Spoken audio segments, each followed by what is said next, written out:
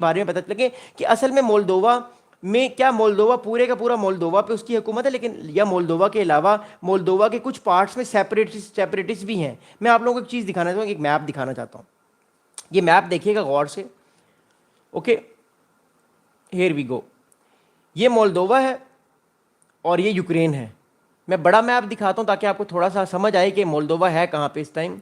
Yes, ये Ukraine है, ये मोल्दोवा आप नीचे देख रहे हैं, ये मोल्दोवा है। अगली अगली चीज़ मैं आपको जो है वो बता, ये यूक्रेन है और ये मोल्दोवा है। मैं अगली चीज़ आपको बताता हूँ मोर इंपॉर्टेंटली। अगली चीज़ ये है, ये एक छोटा मैप मैं आपको दिखा रहा हूँ। ये आप देख सकते हैं मोल्दोवा जो है बेसिकली इस टाइम, मोल्दोवा है यूरोप में, लेकिन याद रखिएगा मोल्दोवा ना यूरोपियन यूनियन का हिस्सा है ना नेटो का हिस्सा, रिमेंबर दैट। ये यूक्रेन है और ये रोमानिया। अब problem is that right now Moldova का जो पार्ट है, इस इलाके को कहते हैं ट्रांसनेट्रिया। ये जो इलाका आप देख रहे हैं ये बेसिकली मोल्दोवा का ही पार्ट है, लेकिन ये थोड़ी कॉम्प्लिकेटेड सिचुएशन है। ये मैं आपको समझाने की कोशिश करता हूँ कि इसमें रशिया के फौज भी खड़ी हुई है। जो ये वाला इलाका आप देख रहे हैं, वाइट वाला इलाका, ये सारा इलाका मोल्दोवा का ही है। लेकिन जो ये वाला इलाका देख रहे हैं आप ट्रांसनेट्रिया, ये बेसिकली है इलाका मोल्दोवा का। लेकिन इस इलाके ने कहा है कि हम एक ऑटोनोमस इलाका है, हम आपके साथ अपनी गवर्नमेंट को नहीं बनाते। इस इलाके के अलग प्रेसिडेंट है, अलग प्राइम मिनिस्टर है, अलग इसका एक कानून है। लेकिन मोल्दोवा कहता है कि ये मेरा ही इलाका है। लेकिन सवाल ये पैदा होता है जब ये सारा इलाका मोल्दोवा कहता है इसका है और ये इलाका कहता है नहीं मैं मोल्दोवा का इलाका नहीं हूं, तो मोल्दोवा की फौज यहाँ पे क्यों जाके इसको कैप्चर नहीं कर सकती? ये बहुत बड़ा एक इंपॉर्टेंट सवाल है कि मोल्दोवा का इलाका है ट्रांसनेट्रिया, वो बेसिकली कहता है कि मैं जो है वो एक सेपरेटिस्ट कंट्री हूँ, और मोल्दोवा कहता है कि नहीं ये तो मेरा ही इलाका है, ये मेरा इलाका है, इसमें मेरी सॉवरेंटी होनी चाहिए। तो क्या वजह है मोल्दोवा की मिलिट्री जो है वो इस इलाके में जाके एक्शन नहीं लेती और इस पूरे इलाके को अपने कब्जे में नहीं लेती? उसकी वजह है रशिया। रशिया का मोल्दोवा में एक एयरबेस है। रशिया के 1500 से 2000 फौजी इस टाइम मोल्दोवा में बैठे हुए हैं। वाई? बिकॉज जो ये ट्रांसनेट्रिया जो इलाका है मोल्दोवा का, मैं आपको मैप भी दिखाता हूं, ये इलाका रशियन सेपरेटिस्ट इसको सपोर्ट करते हैं, जहां पे रशियन स्पीकिंग लोग हैं और कहते हैं कि हमने रशिया के साथ रहना है, हमने मोल्दोवा के साथ नहीं रहना। मैं आपको दोबारा मैप दिखाता हूं। और इस वजह से रशिया ने पिछले कई सालों से अपनी यहाँ पे फौज भी भेजी हुई है ताकि मोल्दोवा आने वाले टाइम पे कोई अटैक ना करे मिलिट्री का, और अगर वो करे भी तो रशिया जो है वो उसको प्रोटेक्ट करे। आप लोग इस, और रशिया के मिलिट्री बेसिस भी यहाँ पे हैं। मैं आपको दोबारा मैप दिखाता हूँ आसान तरीके से। ये देखिएगा मैप, ये मैप आप देख रहे हैं इस टाइम, ये मैप देख रहे हैं मोल्दोवा का। ये मोल्दोवा है, ये वाला जो इलाका आप देख रहे हैं सारा, ये ट्रांसनेट्रिया ये इलाका जो है, इस इलाके को कहते हैं ट्रांसनेट्रिया। ये इलाका बेसिकली पार्ट मोल्दोवा का ही, या मोल्दोवा इस पे अपनी सॉवरेंटी, मोल्दोवा कहता है कि इसमें मेरी सॉवरेंटी है सारे इलाके पे। लेकिन ये इलाके की जो सेपरेटिस्ट है वो कहता है कि नहीं हमारा अलग प्रेसिडेंट है, हमारा अलग प्राइम मिनिस्टर है। अगर मोल्दोवा ने गलती से भी कभी अटैक करने की कोशिश की इस इलाके पर, अपनी फौज भेजने की या पुलिस भेजने की, तो फौरन से रशिया के जो मिलिट्री फोर्सेज हैं वो एक्टिव हो जाएंगी और उल्टा वो मोल्दोवा पे भी अटैक कर सकती हैं। अब मैं आपको एक और बड़ी इंपॉर्टेंट चीज़ दिखाऊंगा। मोल्दोवा की ही एक रियासत जिसका नाम ट्रांसनेट्रिया है, उसमें रशिया की फौज है। रशिया का एक एयर बेस भी है। मैं आपको एक और मैप दिखाता हूँ समझाने के लिए। It is very important to understand Moldova. फिर मैं अगली बात करूंगा कि रशिया का इंटरफेरेंस मोल्दोवा के इलेक्शंस में कैसे है। पहले कहानी को समझना बड़ा ज़रूरी है। अच्छा, ये मैप आप लोग देख रहे हैं, this is a very important map. ये मैप भी मोल्दोवा का ही है। ये मोल्दोवा है, ये मोल्दोवा है, ये तो एक प्रॉपर कंट्री है, ठीक है। ये वाला जो इलाका है ट्रांसनेट्रिया, ये सारा इलाका, ये इलाका जो है ये बेसिकली रशियन कंट्रोल में है।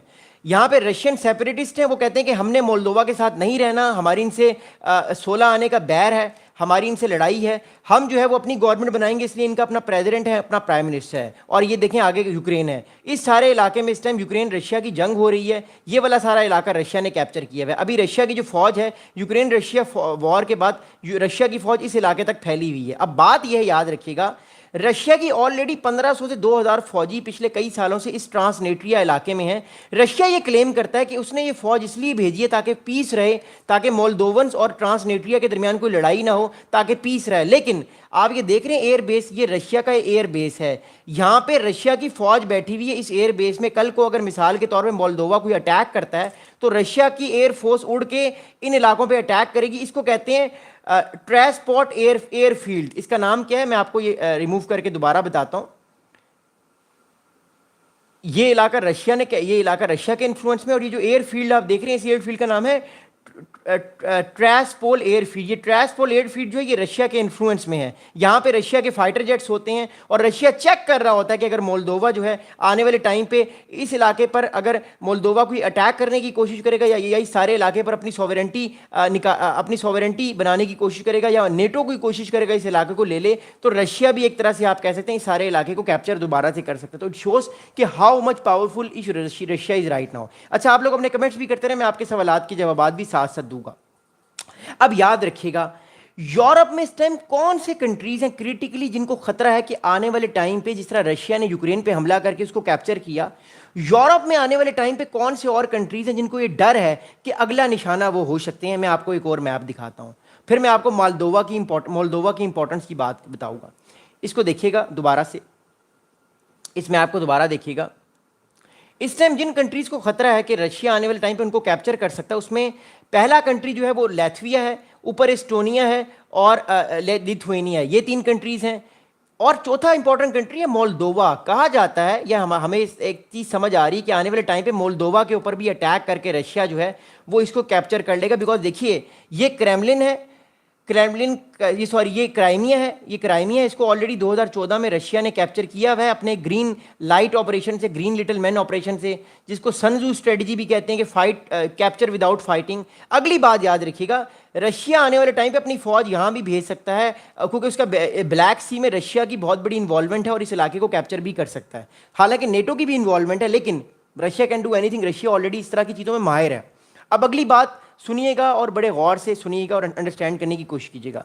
अगली इंपॉर्टेंट बात यह है राइट नाउ कि ये सारी कहानी तो मैंने आपको सुना दी, मैंने बता दी मोल्दोवा के क्या प्रॉब्लम्स हैं। मोल्दोवा में एक सेपरेटिस्ट मूवमेंट भी चल रही थी, ट्रांसनेट्रिया का इलाका जो है वो सारा मोल्दोवा कहते हैं उसका पार्ट है, लेकिन रशिया का इन्फ्लुएंस वहां पे बहुत ज्यादा है। इवन रशिया ने अपनी फौज भी भेजी हुई है और उसका एक एयर बेस भी है।